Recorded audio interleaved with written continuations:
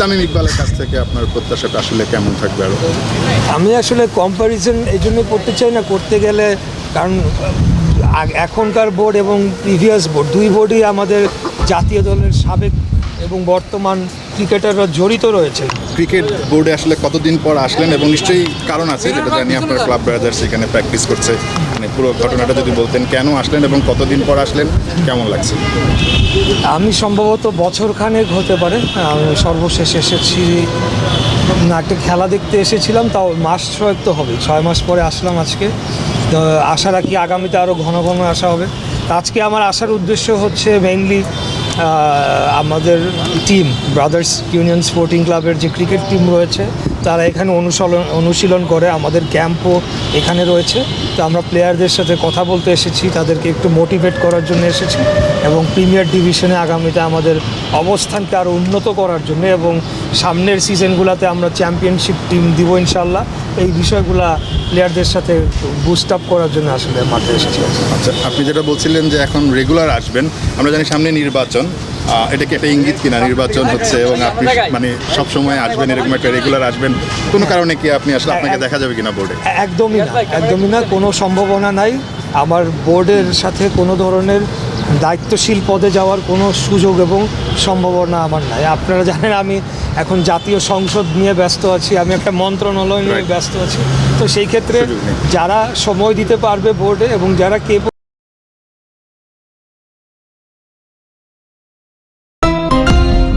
বলতে হতেই হবে ডেফিনেটলি, পাশাপাশি যারা সময় দিতে পারবে, এখানে টাইম দিবে, এফোর্ট দিবে, কারণ টাইমের মূল্য রয়েছে, তাদেরকেই আগামীতে বোর্ড পরিচালনার দায়িত্বে আসা উচিত। তো আমার আজকে আসার সাথে আগামী মানে বিসিবি সংক্রান্ত কোনো সম্পর্ক নেই আর কি। হিসেবে সোফার তামিম ইকবাল যে কয়েকদিন দায়িত্ব নিয়েছেন, আমরা বেশ কিছু ভালো উদ্যোগ দেখেছি, আপনি বাইরে থেকে দেখছেন, সাম্প্রতিক সময় আরেকটা বোর্ডও ছিল, আসলে কম্পেয়ার করলে কেমন লাগছে আপনার কাছে বা ডিসিশনগুলো কেমন মনে হচ্ছে এবং তামিম ইকবালের কাছ থেকে আপনার প্রত্যাশাটা আসলে কেমন থাকবে আরও?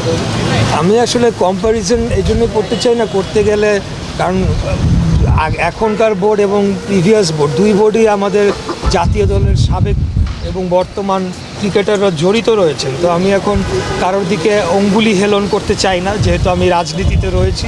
তো খেলার বিষয়টা খেলার জায়গায় থাক, আর আমরা রাজনীতিটাকে আলাদা করে রাখতে চাই। তবে সার্বিকভাবে বলবো যে বোর্ড নিশ্চয়ই আগের বোর্ডও চেষ্টা করেছে তাদের দায়িত্ব পালন করার জন্যে, যদি না পেরে থাকে কোনো ক্ষেত্রে নিশ্চয়ই কোনো প্রতিবন্ধকতা ছিল যেটা তারা ওভারকাম করতে সক্ষম হন নাই। এখন নতুন বোর্ড হয়েছে, অ্যাডহক কমিটির সামনে বোর্ড হবে, ওনারাও যথেষ্ট চেষ্টা করছেন। এই বোর্ডের ব্যাপারেও আমার তেমন কোনো কমপ্লেন নাই, মাত্র তো তারা এখনও দায়িত্ব বুঝে নিলেন, তাদেরকে সময়ও দিতে হবে।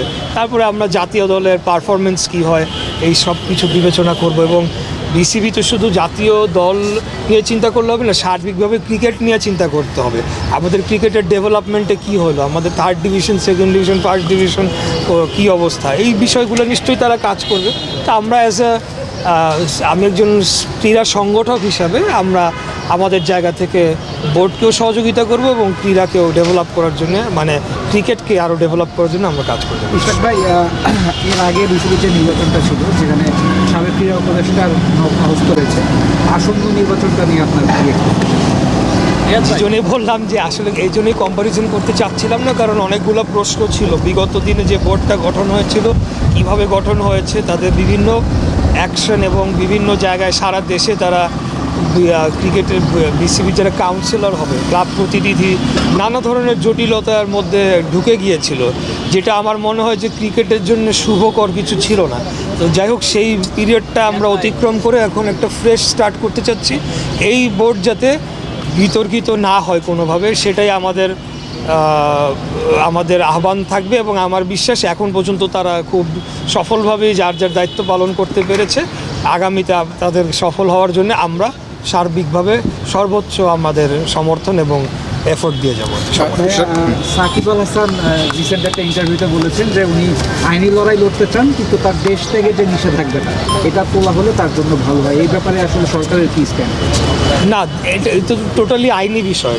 দেশ থেকে নিষেধাজ্ঞাটাও উইথড্র হবে একটা আইনি ভিত্তির উপরে, এবং ওনাদের আইনজীবীরা এই ব্যাপারে পদক্ষেপ নিলে নিশ্চয়ই কোনো প্রতিকার কোর্ট থেকে বা সংশ্লিষ্ট যে সংস্থার থেকে তারা পাবেন এই বিষয়ে সরকারের কোনো হস্তক্ষেপ অতীতেও ছিল না, এখন তো আরও থাকবে না। আপনারা জানেন আমাদের মাননীয় প্রধানমন্ত্রী তিনি যে ধরনের এক্সাম্পলগুলো সেট করে যাচ্ছেন সেখানে সব কিছুতে আমাদেরকে ক্লিন রাখার নির্দেশনা দেওয়া হয়েছে এবং ক্রীড়াকেও যাতে আমরা সকল রাজনীতির ঊর্ধ্বে রাখি সেই নির্দেশনাটাও আমাদেরকে প্রতি দেওয়া হয়েছে এবং আমরা সেটা পালন করি। ভাইয়া বলছিলাম যে সাকিব আল হাসান একটি পডকাস্টে বলেছিলেন যে তার কাছে 1 কোটি টাকা চাওয়া হয়েছে মামলা তুলে নেওয়ার জন্য। এটা আসলে মানে তদন্ত করা হবে কিনা কিংবা আপনাদের তার অবশ্যই সেটা যদি চাওয়া হয়ে থাকে তিনি লিখিত অভিযোগ দেখ, কে চেয়েছে, কখন চেয়েছে, কিভাবে চেয়েছে। খালি অভিযোগ দিলে হবে না, সাথে কিছু তথ্য প্রমাণও থাকতে হবে, আইদার মেসেজে বা কোনো একটা phone conversation whatever it may be. কিগুলা সহ লিখিত অভিযোগ দিলে অবশ্যই আমরা তখন এই সংশ্লিষ্ট কর্তৃপক্ষের প্রতি আমাদের প্রত্যাশা থাকবে তারা যাতে সঠিক পদক্ষেপ নেয়, কারণ এটা কোনোভাবেই গ্রহণযোগ্য না, এটার সাথে আমাদের কারোর কোনো সংশ্লিষ্টতা অবশ্যই নেই। এসবে যেটা হয়েছে যে সেটা আমি জানি। আচ্ছা, আপনি এর আগে আমাকে দুবার ইন্টারভিউতে বলেছিলেন যে সাকিব মাশরাফির যে ইস্যুটা তারা ভিক্টিমাইজ হয়েছে এবং আলটিমেটলি তারা আসলে এরকম কাজ করেছেন আপনি বিশ্বাস করেন না। সো এখন দুজনকে নিয়েই নতুন করে আবার আলোচনা আমরা শুনছি, সাকিব দেশে ফিরবেন কি ফিরবেন না সেটা, মাশরাফি একেবারে লোকচক্ষুর অন্তরালে কোথায় আছেন কেউ জানে না এমন একটা অবস্থা। তো তাদের আসার প্রসেসটা বা তাদের আসলে ক্রিকেটে ফেরার, বিশেষ করে সাকিবের ক্রিকেটে ফেরার প্রসেসটা কী হবে এবং মাশরাফির যে অবস্থা এখন তাতে করে কি মনে হচ্ছে তিনি বা আসলে কীভাবে আবার স্বাভাবিক জীবনে ফিরে আসবেন আপনার কাছে কি মনে হয়? ওয়েল, এক্স্যাক্ট প্রসেসটা যদি আপনি জানতে চান আমার মনে হয় এটা ক্রীড়ামন্ত্রী প্রতিমন্ত্রী আমিনুল হক উনি is the best person to answer that question. তবে আমরা পলিসিগতভাবে এবং নৈতিকভাবে আমরা মনে করি যে স্পেসিফিক যে মামলাগুলো হয়েছে হত্যা মামলায় সেখানে আমার মনে হয় না তাদের কোনো ইনভলভমেন্ট রয়েছে। আমি বলতে চাই যে অন্য কোনো ধরনের যদি তাদের বিরুদ্ধে অভিযোগ থেকে থাকে সেটা থাকলে সেটা তখন সেইভাবে মামলা হওয়া উচিত বা অভিযোগ আনা উচিত। যাক, আপনার প্রশ্ন যেটা বলতে যাচ্ছি যে আমরা তো চাই যে আমাদের জাতীয় ক্রিকেটাররা আসুক যাতে করে আমাদের টিম পারফরমেন্স ভালো হয়, এখন যা রয়েছে তার থেকে আরও বেটার হয়, কারণ we all know who Shakib is the best allrounder in the world, এটা তো অস্বীকার করার উপায় নাই। মাশরাফিও one of the best bowlers in the world বলে আমি বিশ্বাস করি। তো এখন যদি আইনিভাবে একটা পদক্ষেপ নেওয়া হয় আমি বিশ্বাস যে ক্রীড়া মন্ত্রণালয় সেই ক্ষেত্রে ওনাদেরকে সহযোগিতা করতে আপনার কাছে পারবে। মনে হয় তারা এসে ফেস করলে ভালো হয়? অবশ্যই অবশ্যই আমি বিশ্বাস করি ওনারা এসে ফেস করলে ভালো হয় এবং সেই ক্ষেত্রে আমি তো বললামই যে আমরা যারা ক্রীড়া সংগঠকরা রয়েছি আমরা মনে করি যে তাদের আসলে পলিটিক্যালি তারা যদি কোনো ভুল করে থাকে বা করে না থাকে সেটা পরবর্তীতে অন্যভাবে সেটা তাদেরকে তারা ডিল করতে পারে এবং পাবলিক ওপিনিয়ন নিতে পারে বা পাবলিক তাদের ওপিনিয়ন দিতে পারে। কিন্তু যেই মামলাগুলো তাদের বিরুদ্ধে হয়েছে হত্যা, এই মামলায় তো আসলে তাদের সংশ্লিষ্টতা আছে বলে আমার মনে হয় না, অন্তত আমার মনে হয় বাংলাদেশের বেশিরভাগ মানুষও সেটি বিশ্বাস করে। তো সেইভাবে তাদের বিরুদ্ধে যদি কোনো অন্য অভিযোগ থেকে থাকে আমার মনে হয় যে তা ওনাদের ডিল করা উচিত বিষয়টা নিয়ে।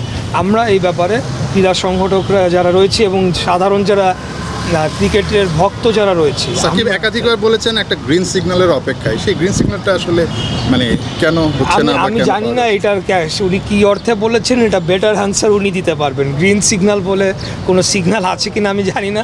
আমি জানি যে কোনো মামলা সংক্রান্ত বিষয় এটা আইনি প্রক্রিয়ার মাধ্যমে ফেস করতে হয়। ঠিক আছে, থ্যাংক ইউ, ধন্যবাদ আজকে।